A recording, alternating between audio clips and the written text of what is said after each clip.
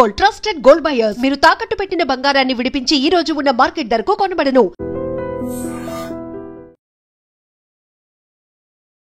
అప్పుల బాధ భరించలేక ఓ ఆర్మీ జవాను తనువు చాలించారు. భార్యతో ఫోన్లో మాట్లాడుతూ ఉండగానే గన్తో కాల్చుకుని ఆత్మహత్య చేసుకున్నారు ఆర్మీ జవాన్. భార్య, 2 పిల్లలు, తండ్రి, అలాగే చెల్లి, వీరందరి పట్ల ఆయనకి చాలా బాధ్యత ఉంది. కానీ ఇప్పటికీ 34 లక్షల వరకు అప్పు చేశాను, నేను ఇక భరించలేను పావని. ఇంతకీ నువ్వు తిన్నావా? పిల్లలు తిన్నారా?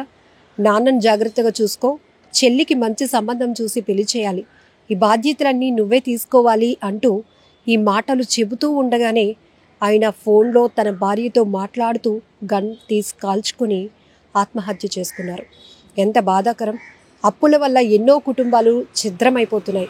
కుటుంబంతో సహా, పిల్లలతో సహా భార్య భర్త తెగించి ప్రాణాలు తీసుకోవాలని, తనువు చాలించాలని బలవన్మరణాలకు పాల్పడుతున్న ఘటనలు చాలానే చూస్తున్నాం. ఇప్పుడు మరొక ఆర్మీ జవాన్, ఆయన శ్రీ సత్యసాయి జిల్లాకు చెందినటువంటి ఆర్మీ జవాన్, తన భార్యతో ఫోన్లో మాట్లాడుతూ ఉండగానే ప్రేమగా పావని అని పిలుస్తూ ఆయన మొత్తం కుటుంబ బాధ్యతలన్నీ కూడా ఫోన్లో మాట్లాడుతూ ఉండగానే, ఇక నా వల్ల కావటం లేదు, ఈ బాధ్యతలన్నీ నువ్వే తీసుకోవాలి, కుటుంబాన్ని నువ్వే చూసుకోవాలి, పిల్లల్ని బాగా చదివించాలి అనుకున్నాను, కానీ ఇక నా వల్ల కావటం లేదు అంటూ ఆయన ఆత్మహత్య చేసుకున్నారు.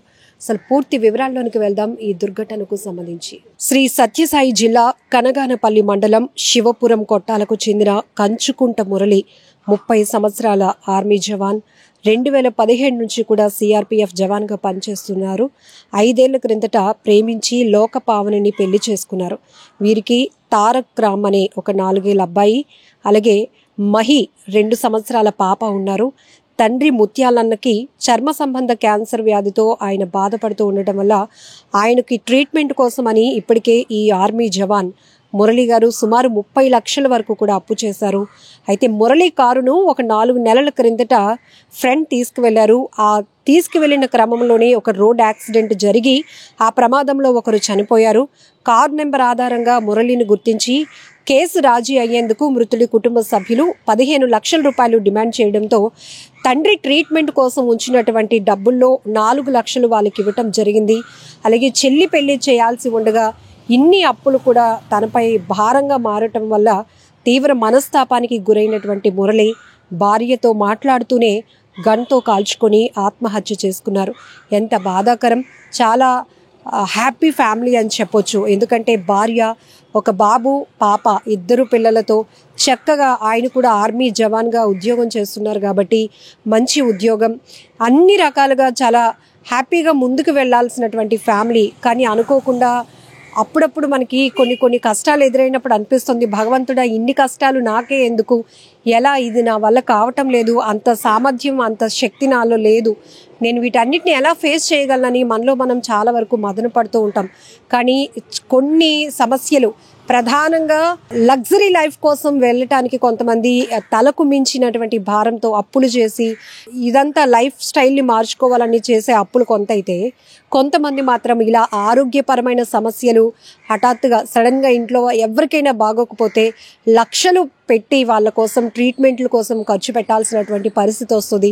ఒక్కోసారి మనకు అలాంటి ఆర్థిక స్తోమత లేనప్పుడు అప్పులు చేసి వాళ్ళకి ట్రీట్మెంట్ చేసి బాగు చేయించుకోవాలి అనే ఒక ఆశ, ఇవన్నిటి దృశ్యానే ఈ ఆర్మీ జవాన్ మురళి కూడా తండ్రి ట్రీట్మెంట్ కోసం 34 లక్షల వరకు ఇప్పటికే అప్పు చేశారు. ఇప్పటికే అదొక పెద్ద కష్టం, భారం అయినప్పటికీ కూడా తండ్రిని కాపాడుకోవాల్సినటువంటి ఒక బాధ్యత కలిగినటువంటి కొడుకుగా ఆయన ప్రయత్నం చేస్తుంటేనే మరో రకంగా దురదృష్టం వెంటాడింది ఆయన్ని. ఇంత అప్పుల బాధలో, ఇంత బర్డెన్లో కూడా ఆయన ఫ్రెండ్ కారు అడిగితే ఇచ్చారు.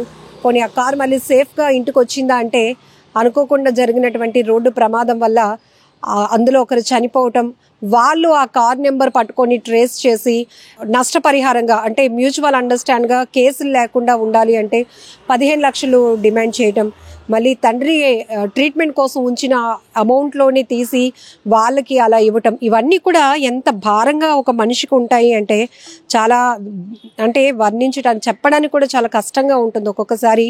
ఇప్పుడే కొంచెం తేరుకుంటున్నామా అనే లోపే మళ్ళీ ఏదో ఒక కష్టం వచ్చి పడుతుంది, మళ్ళీ దాన్ని ఫేస్ చేయాలి అంటే ఇంకొకటి, ఇలా మనిషి జీవితం ఇంకా అనంతమైనటువంటి సమస్యలతో కావచ్చు, మనం కష్టం సుఖం రెండూ ఈక్వల్గా ఉంటాయా అంటే కొన్ని సందర్భాల్లో కొంతమంది మాత్రం కష్టాలతోనే ట్రావెల్ అయ్యే పరిస్థితులు ఉంటాయి. దీనికి కారణం ఒకటి అని కాదు, పిల్లల ఎడ్యుకేషన్ కావచ్చు, సొంత ఇల్లు అనే ఆలోచన కావచ్చు, మినిమం పిల్లలందరితో ఫ్యామిలీతో బయటకు వెళ్ళాలంటే కారు ఉండాలని ఒక ఆలోచన కావచ్చు.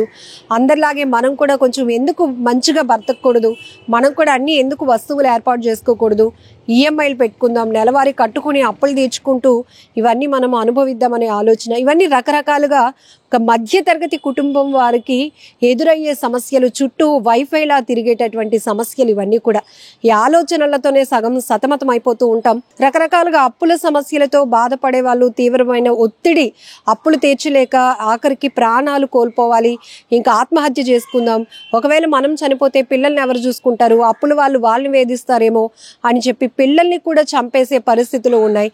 ఇలా కుటుంబం మొత్తం ఎంతోమంది వ్యాపార పరంగా ఎక్కువగా నష్టపోయిన వాళ్ళు, అలాగే ఆరోగ్యపరంగా ఎన్నో అప్పుల పాలై ఇక దాని నుంచి ఆ కష్టాల నుంచి బయటపడలేనటువంటి పరిస్థితిలో ఉన్నవాళ్ళు బలవన్మరణాలకు పాల్పడుతున్నారు, తనువు చాలిస్తున్నారు. ఇక్కడ ఈ ఆర్మీ జవాన్ మురళీ గారి పరిస్థితి కూడా అలాంటిది అని చెప్పుకోవాలి. అయితే ప్రేమ పెళ్లి చేసుకున్నారు, 2 పిల్లలు, అలాగే నాన్న బాధ్యత, చెల్లికి పెళ్లి చేయాల్సింది, ఆయన చుట్టూ ఎన్నో బాధ్యతలు ఉన్నాయి. ప్రతి ఒక్కరి ఇంట్లో ప్రతి ఒక్కరి బాధ్యత ఆయన పైనే ఉంది. కానీ ఆ బాధ్యతలన్నీ కూడా ఆయనకి పెద్ద బర్డెన్గా మారిపోయాయి.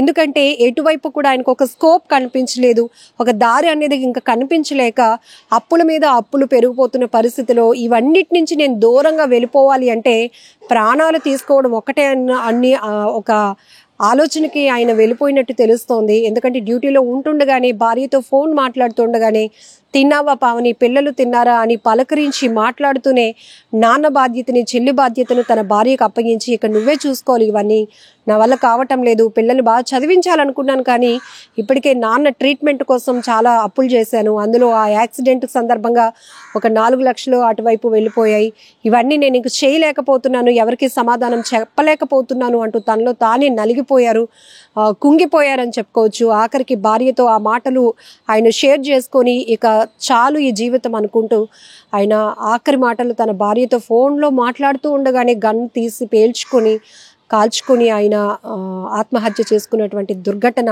చాలా బాధాకరం. ఇది ఒక జిల్లాలో జరిగిందా, ఒక జవాన్ కుటుంబం సంబంధించిన కాదు, మనం ఈ మధ్యగా చాలా చూస్తున్నాము. కుటుంబాలతో కేవలం అప్పుల బాధలు భరించలేకే, ఆ ఒత్తిడి తట్టుకోలేకే కుటుంబం మొత్తం కూడా చనిపోతున్నటువంటి పరిస్థితులు ఉన్నాయి. అప్పు అనే ఒక పెద్ద సమస్యకి అనేక రకాలుగా మనం విశ్లేషించుకోవచ్చు. ఏదేమైనా ఇది ఒక డిస్కషన్ చేయాల్సినటువంటి టాపిక్ కూడా, ఎందుకంటే చాలా వరకు చాలా మంది ఇలాంటి ఒత్తిడిలోనే ఉన్న పరిస్థితులు కూడా ఉన్నాయి. కాబట్టి మీరు కూడా ఈ సంఘటనకు సంబంధించి ఏమనుకుంటున్నారు? ఏదేమైనా ఒక ఆర్మీ జవాన్ అయితే మనం కోల్పోయాం. ఆ కుటుంబం ఇప్పుడు తీవ్ర అప్పుల బాధతో సతమతం అవుతోంది. కానీ ఆ భార్య ఎవరైతే ఉన్నారో, ఒకవైపు ఇన్ని బర్డెన్స్, ఇన్ని ఒత్తిళ్లు, ఇన్ని బాధ్యతలు ఉంటుండగానే భర్తను కూడా కోల్పోవడం అంటే ఇంకా ఆమె బాధ గురించి మనం ఎవరం వర్ణించలేం. కన్నీరు మున్నీరుగా వెలిపేస్తోంది. ఆమె భర్తను కూడా కోల్పోతే నాకు ఆధారం ఏంటి, నేను ఒక్కదాన్ని వీళ్ళందరినీ ఎలా చూసుకోగలుగుతాను, అటు మామయ్య ఇటు భర్త అప్పచెప్పినటువంటి బాధ్యత, వాళ్ళ చెల్లి పెళ్లి బాధ్యత, 2 చిన్న పిల్లలతో నేను ఎలా ముందుకు వెళ్ళగలుగుతాను అని ఆమె గుండెలు బాదుకుంటూ రోధిస్తున్నటువంటి తీరు ప్రతి ఒక్కరి కంట కన్నీరు తెప్పిస్తోంది. నిజంగా ప్రస్తుతం ఉన్నటువంటి సమాజం దేనికి ప్రయారిటీ ఇస్తుంది? ఆర్థిక సంబంధాల చుట్టూ మాత్రమే తిరుగుతోంది. మళ్ళీ ఎన్నికలంగానే చాలా విరక్తి కలుగుతాం. మంచి అనిపిస్తుంది కదా, లేడీస్ కూడా ఛాలెంజింగ్ జాబ్స్ చేసినప్పుడు చాలా బాగుంటది. ట్రాఫిక్ అసిస్టెంట్స్ గా నియమించిన ట్రాన్స్జెండర్స్ అందరితో సాల్యూట్ చేయించుకుంటున్నారు. ఫుడ్ డెలివరీ ఇవ్వటానికి వెళ్ళినటువంటి డెలివరీ బాయ్ అనిల్ పై కళ్ళ ముందు